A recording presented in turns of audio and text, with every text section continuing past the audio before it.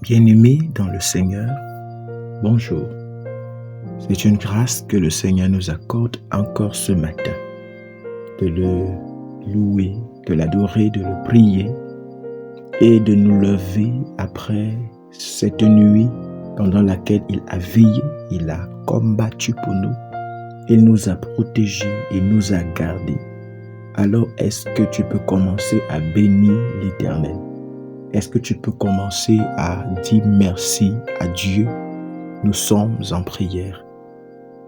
Éternel Dieu de gloire et de bonté, ce matin, je te dis merci pour mon frère et ma sœur qui se connectent en ce moment même ou qui écoutent ce temps de prière, quel que soit le lieu où il se trouve, quel que soit le moment pendant lequel il est en train de l'écouter. Je voudrais te dire merci pour sa vie. Je voudrais te dire merci pour le souffle de vie que tu renouvelles en lui chaque jour et parce que tu l'as encore fait ce matin. Merci pour les choses que tu accomplis dans sa vie. Merci parce que tu le maintiens dans ta présence. Merci même, Seigneur mon Dieu, s'il ne te connaît pas parce qu'il respire encore et tu parles encore à son cœur maintenant afin qu'il revienne à toi. Gloire te soit rendue, Adonai, parce que tu veilles sur nos familles, tu veilles sur leurs enfants. Et tu nous accordes, mon Dieu, mon roi, le blé. Tu nous accordes, Seigneur, mon Dieu, de l'eau à manger chaque jour. Que ton nom soit honoré. Au nom puissant de Jésus-Christ, nous t'avons prié. Amen. Bien-aimé, ce matin encore, je voudrais que tu puisses implorer la miséricorde de Dieu sur ta vie. Nous sommes en prière. Éternel Dieu, de gloire et de bonté, Seigneur, tu dis que ta main n'est pas courte dans Ésaïe 59 pour nous toucher, ni ton oreille trop dure pour nous écouter, mais ce sont nos péchés qui créent une séparation entre nous et toi. Voilà pourquoi, Seigneur, nous venons devant ta face. Nous ne pouvons pas dire que nous n'avons pas péché, car tu nous dis dans ce même texte que mon Dieu, mon roi, notre justice est un vêtement souillé. Nous croyons que nous n'avons rien fait de mal. Mais pourtant, mon Dieu, mon roi, nous sommes coupables d'une manière ou d'une autre. Oui, je reconnais, nous reconnaissons que dans nos pensées, dans nos paroles, dans les actions que nous avons posées, oh Dieu, nous t'avons irrité. Nous avons, Seigneur, mon Dieu, désobéi à tes commandements. Nous ne les avons pas tous observés. Nous demandons pardon, Seigneur, pour les caractères encore dans nos chairs, Seigneur Jésus-Christ, pour tous ceux, ô roi de gloire, qui se laissent aller dans la colère, dans des jalousies, dans des médisances, dans des ivrogneries. Jésus-Christ, pardonne-nous. Pour toutes les fois, nous nous laissons aller, roi de gloire, dans l'orgueil. Mon Dieu, mon roi, dans ces choses qui ne te glorifient pas. Nous attristons même le Saint-Esprit que tu chéris tant et que tu as mis en nous, ô Dieu, en ne l'écoutant pas.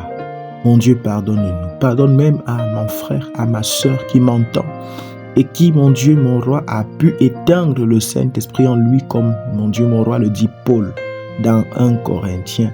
Seigneur Jésus-Christ, pardonne-nous. Pardonne à mon frère qui m'entend en ce moment.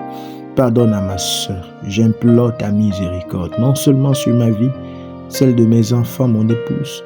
Ta miséricorde sur la vie de mon frère qui m'entend, de tous ceux qui entendent ce voice, de tous ceux, Seigneur, qui passent ce temps de prière. Ta miséricorde, Seigneur, sur leur vie. Parce que si tu permets qu'ils entendent ce temps de prière, c'est parce que, roi de gloire, tu veux faire quelque chose dans leur vie. Tu veux changer quelque chose, Seigneur, ce matin. À toi toute la gloire parce que tu as déjà payé pour toutes ces fautes, pour tous ces péchés. Tu as déjà payé pour que nous soyons justifiés et que nous ne soyons pas condamnés. Merci pour ton sang qui a coulé pour mon frère qui m'entend et qui t'a reçu ou qui m'entend et qui ne t'a même pas encore ouvert la porte de son cœur parce qu'il le fera. Merci Seigneur parce que tu nous as libérés et ton sang nous a purifiés. Merci parce qu'en ce moment, tu rends cela vrai. Dans nos chairs, dans nos âmes, dans nos esprits, nous sommes purifiés maintenant et lavés. À toi toute la gloire, Jésus. À toi le règne. Au nom puissant de Jésus-Christ. Alléluia. Bien-aimés, ce matin, pendant que nous sommes dans la présence de Dieu, nous sommes en train de lui parler. La Bible dit dans Ésaïe 62 au verset 8 que, hélas, l'Éternel des armées qui parle, qui ne donnera plus notre blé à l'ennemi comme nourriture, ni notre vin au fils de l'étranger. Bien-aimés, généralement, nous travaillons. Et pendant que nous travaillons, nous méritons un salaire. Nous méritons des fruits par rapport à notre travail. Le blé, nous l'amassons dans notre travail, mais très généralement, le blé que nous amassons va plutôt au fils de l'étranger. Le blé que nous amassons va plutôt aux autres.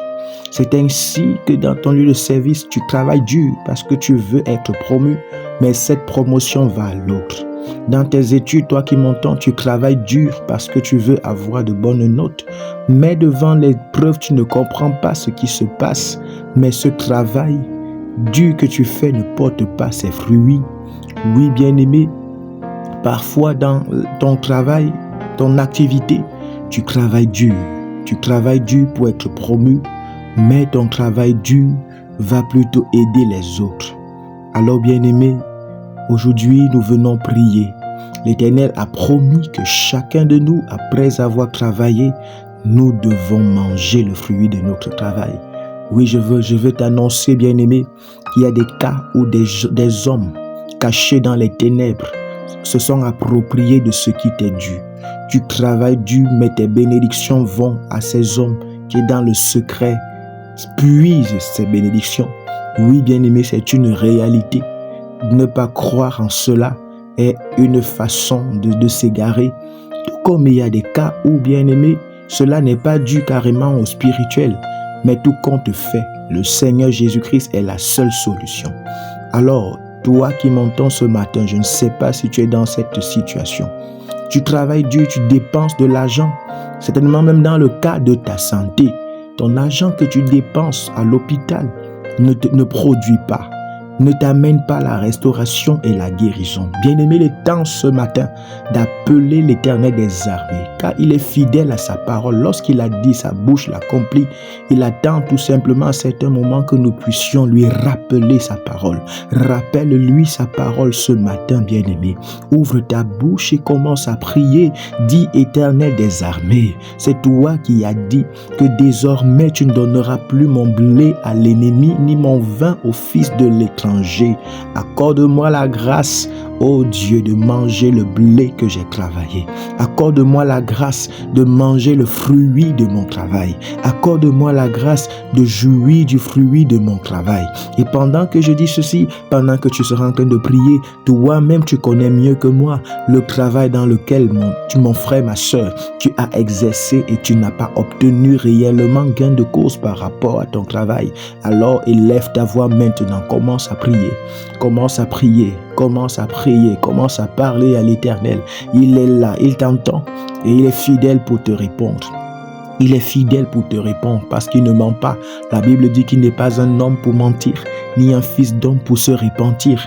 Ceci dit, lorsqu'il a déjà dit, sa parole ne sort pas en vain. Elle ne retourne non plus à lui sans avoir eu de l'effet. Pendant que tu invoques, tu convoques cette parole, c'est pour toi aussi qu'elle est sortie. Et elle ne peut donc pas repartir de ta vie sans avoir eu son effet. Ô Dieu Tout-Puissant, nous venons nous appuyer sur ta parole. Tu as dit, ô Roi de gloire, que lorsque nous travaillons, notre blé, tu nous donneras de le consommer nous-mêmes. Je prie, Seigneur, pour mon frère. Je prie pour ma soeur qui m'entend. Il y a un travail qu'il a fait ou qu'il est en train de faire, mon Dieu, mon roi, depuis longtemps et devrait déjà être, mon Dieu, mon roi, promu à cause de ce travail dans son lieu de service.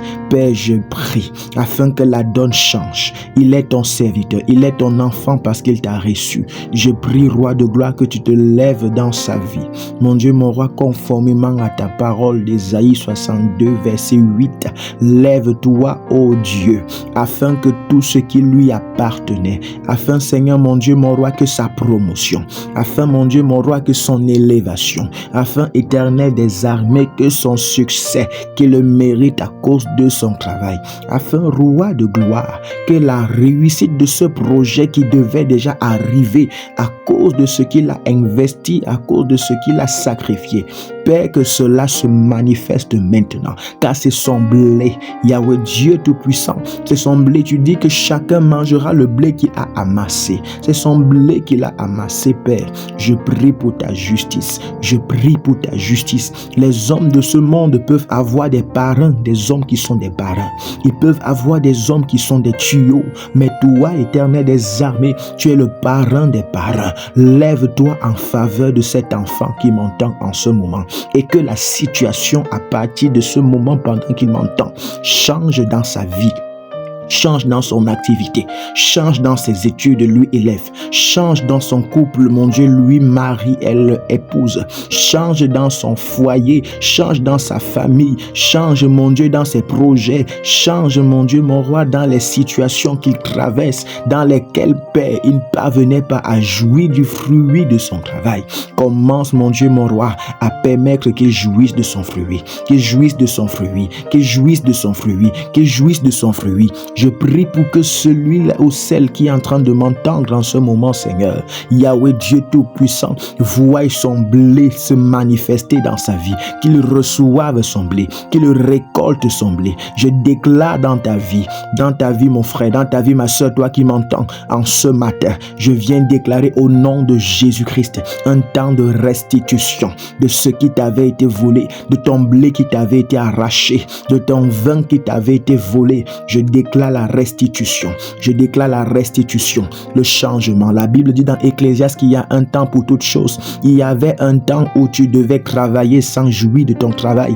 Mais je viens proclamer, et la Bible dit que Jésus-Christ est celui-là qui est le maître des temps et des circonstances. C'est lui qui fait changer tout temps.